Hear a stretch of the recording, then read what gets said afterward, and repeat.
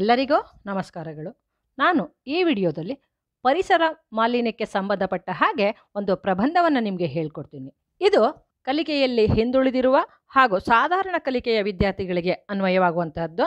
ಇದು ಯಾವುದೇ ಪರಿಸರ ಮಾಲಿನ್ಯಕ್ಕೆ ಈ ಒಂದು ಪ್ರಬಂಧವನ್ನು ಬರಿಬೋದು. ಅಲ್ಲಿ ಅಲ್ಪ ಸ್ವಲ್ಪ ಬದಲಾವಣೆ ಮಾಡ್ಕೋಬೇಕು ಎಲ್ಲಿ ಅನ್ನುವಂಥದ್ದನ್ನು ನಾನು ಹೇಳ್ತೀನಿ. ಎಲ್ಲರೂ ಇದನ್ನು ಗಮನ ಇಟ್ಟು ಕೇಳ್ಕೊಳ್ಳಿ. ಪರಿಸರ ಮಾಲಿನ್ಯ ಇದು ಇಡೀ ಪ್ರಪಂಚದಲ್ಲಿ ಒಂದು ದೊಡ್ಡ ಸಮಸ್ಯೆ ಆಗಿಬಿಟ್ಟಿದೆ. ಪರಿಸರ ಮಾಲಿನ್ಯ ಹಾಗಂದ್ರೆ ಏನು? ಪರಿಸರದಲ್ಲಿ ಉಂಟಾಗುವ ಯಾವುದೇ ಅನಪೇಕ್ಷಿತ ಬದಲಾವಣೆಗಳನ್ನು ನಾವು ಪರಿಸರ ಮಾಲಿನ್ಯ ಅಂತ ಹೇಳಿ ಕರಿತೀವಿ. ಇದು ಸಮಾಜದ, ಸಮುದಾಯದ ಹಾಗೂ ಒಂದು ದೇಶದ ಏಳಿಗೆಗೆ ಧಕ್ಕೆ ತರುವಂತಹ ಒಂದು ಅಂಶ ಆಗಿದೆ. ಇದುವರೆಗೆ ನಾನು ಹೇಳಿದ್ದು ಪೀಠಿಕೆ. ಈಗ ವಿಷಯ ಬೆಳವಣಿಗೆಯನ್ನು ನೋಡಿ. ಪರಿಸರ ಮಾಲಿನ್ಯಕ್ಕೆ ಪ್ರಕೃತಿ ಹಾಗೂ ಮನುಷ್ಯನ ಹಲವಾರು ಚಟುವಟಿಕೆಗಳು ಕಾರಣವಾಗಿದೆ. ಇಂದು ಇದರ ಪರಿಣಾಮ ನಾವೇನು ಮಾಡ್ತಾ ಇದ್ದೀವಿ? ಅನೇಕ ಸಮಸ್ಯೆಗಳನ್ನು ಎದುರಿಸ್ತಾ ಇದ್ದೀವಿ. ನೀವೊಂದ್ಸಲ ಹೇಳಿ, ಪರಿಸರ ಮಾಲಿನ್ಯಕ್ಕೆ ಯಾವ ಚಟುವಟಿಕೆಗಳು ಕಾರಣವಾಗಿವೆ? ಪ್ರಕೃತಿ ಹಾಗೂ ಮನುಷ್ಯನ ಹಲವಾರು ಚಟುವಟಿಕೆಗಳು ಕಾರಣ ಆಗಿದೆ. ಇಂದು ಇದರ ಪರಿಣಾಮವಾಗಿ ಅನೇಕ ಸಮಸ್ಯೆಗಳು ಎದುರಾಗ್ತಾ ಇವೆ.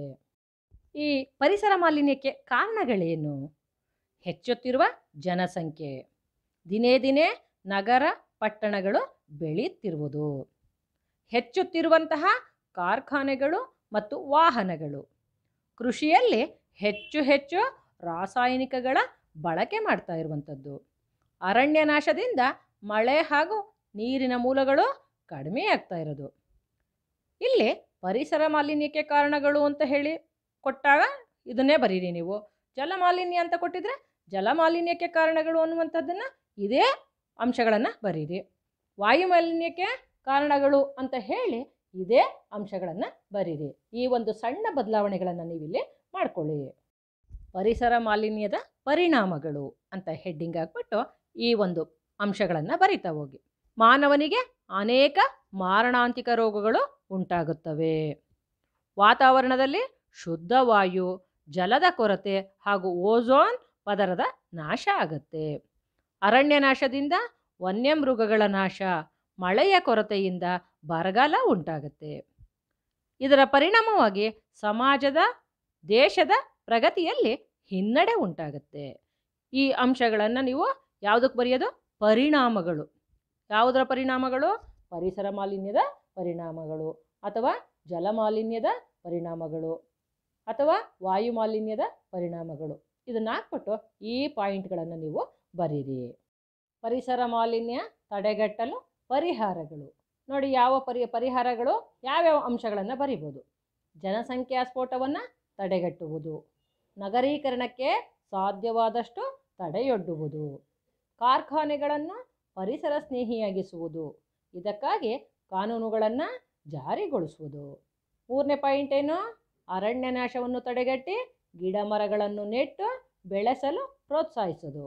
4ನೇ ಅಂಶ, ವಿವಿಧ ಮೂಲಗಳಲ್ಲಿ ನೀರಿನ ಪ್ರಮಾಣ ತಗ್ಗದಂತೆ ಹಾಗೂ ಮಿತವಾಗಿ ಬಳಸುವಂತೆ ಮಾಡುವುದು. ಇಲ್ಲಿ ಪರಿಸರ ಮಾಲಿನ್ಯ ಅಂತ ಕೊಟ್ಟಿದ್ರೆ ಪರಿಸರ ಮಾಲಿನ್ಯ ತಡೆಗಟ್ಟಲು ಪರಿಹಾರಗಳು ಅಂತ ಹೇಳಿ ಇದನ್ನು ಬರೀರಿ. ಅಥವಾ ಜಲಮಾಲಿನ್ಯ ಕೊಟ್ಟಿದ್ರೆ ಜಲಮಾಲಿನ್ಯ ತಡೆಗಟ್ಟಲು ಪರಿಹಾರಗಳು. ವಾಯು ಮಾಲಿನ್ಯ ಅಂತ ಕೊಟ್ಟಿದ್ರೆ ವಾಯು ಮಾಲಿನ್ಯವನ್ನು ತಡೆಗಟ್ಟಲು ಪರಿಹಾರಗಳು. ಈ ಒಂದು ಅಂಶವನ್ನು ಬರೆದ್ಬಿಟ್ಟು ಈ ಪಾಯಿಂಟ್ಗಳನ್ನು ನೀವು ಬರೀರಿ.